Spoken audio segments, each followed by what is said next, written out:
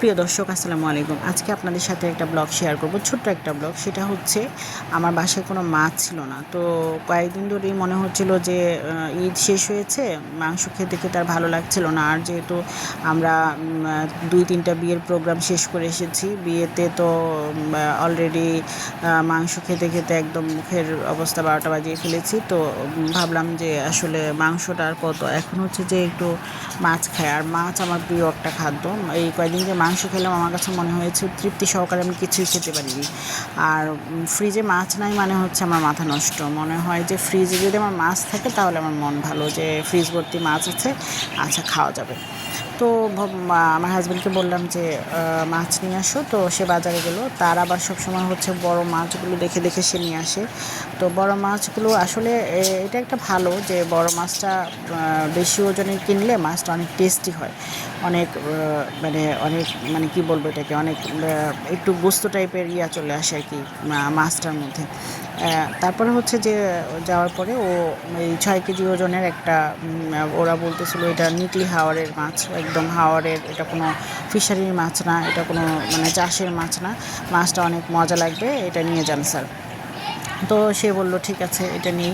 তো আমি বলছিলাম যে এটাতে অনেক ডিম হবে, পরে হচ্ছে যে এটা ভালো লাগবে কিনা জানি না, আর আসলেই কি এটা হাওরের মাছ কিনা সন্দেহ থাকে। তো সব কিছু মিলিয়ে আসলে ওদের কথার উপর ডিপেন্ড করে নিলাম, হয়তো বা হাওরেরই হবে, কারণ এটার পাশে আরও কিছু মাছ ছিল। ওগুলা আমি যেহেতু অনেক মাছ খাই, তো আমার কাছে মনে হচ্ছিল যে ওই মাছগুলো আসলে হাওরেরই মাছ ছিল।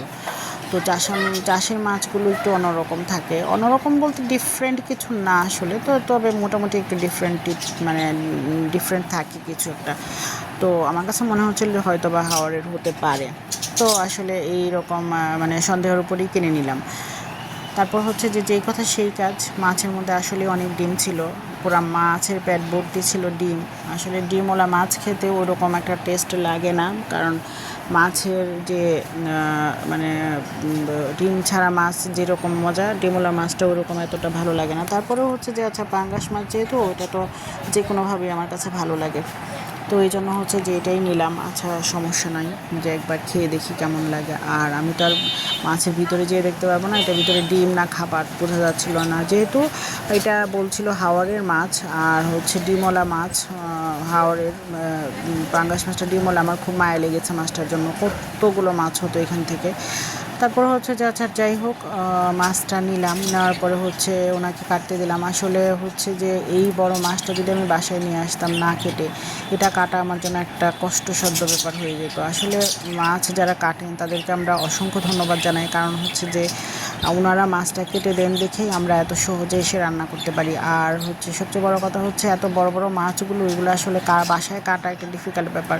বাসায় কাটলে চতুর্দিকে একদম ব্লাড ছড়িয়ে ছিটিয়ে পড়ে থাকে, এরপরে হচ্ছে দেখা যায় যে মাছের আষ্টে এটা গন্ধ হয়ে যায় পুরো ঘর, মাছটা ধোয়ার পরেই তো ঘরের মধ্যে একটা আস্তে আস্তে গন্ধ করে। তারপরে হচ্ছে মাছটা যদি কেটে তারপর ফ্লোরে কোথায় কোথায় পড়ে, এগুলো আসলে অতভাবে দেখাও যায় না, মুছলেও দেখা যায় কোথাও না কোথাও পড়ে থাকে। তো এটা 2-3 দিন লাগে এইগুলা গন্ধ টন্ধ বের হইতে।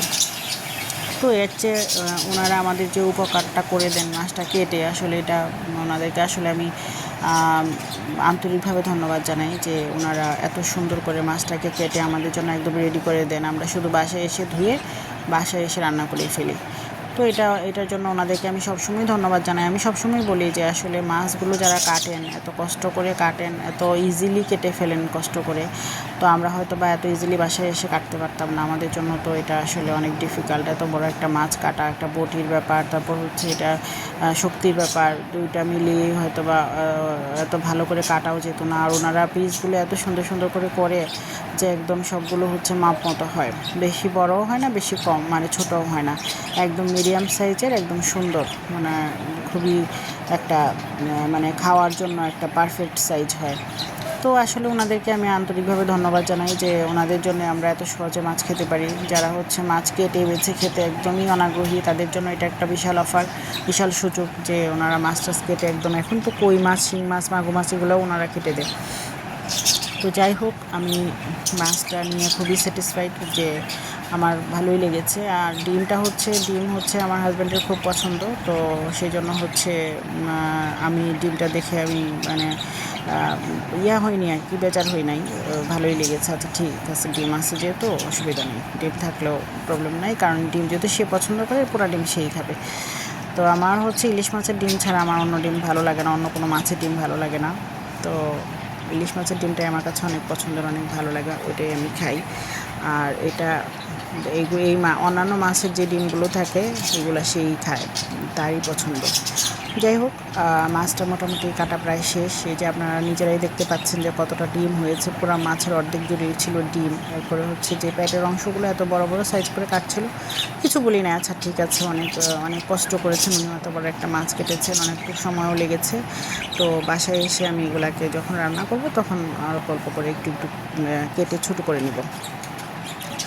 আর এই যে এখন হচ্ছে ডিমটা কাটছে, ডিমটাও মোটামুটি ওই ময়লার অংশ যেটা সেটা ফেলে দিচ্ছে, বাকি সবটুকুই দিয়ে দিয়েছে। আর হচ্ছে যে এত মানে কেয়ারফুলি কেটেছে যে মাছটা, মানে খুব ভালোভাবে কেটেছে আর কি। তো ওনাকে আসলে ধন্যবাদ আবারও জানাই। সাথে হচ্ছে ওনার যারা হেল্পার ছিল, মানে হচ্ছে এই যে একজন পলিথিনে ঢুকিয়ে দিচ্ছেন, এরপরে হচ্ছে একটা পলিথিনে দিচ্ছেন না, দুইটাতে দিচ্ছেন, যদি কাপড়ে যদি আবার কোনো কারণে ময়লা লেগে যায় এই জন্য হচ্ছে দুইটা ইয়েতে দিচ্ছেন। তো আসলে খুবই ভালো একটা ব্যাপার। এই যে আমাদের মাছটা শেষ কাটা, এখন আমরা নিয়ে চলে আসব। তো আমরা মাছ গুছিয়ে ফেলেছি, মাছ গুছিয়ে আরও কয়েকটা মাছ নেওয়া হয়েছে, তো এই মাছটা কেটে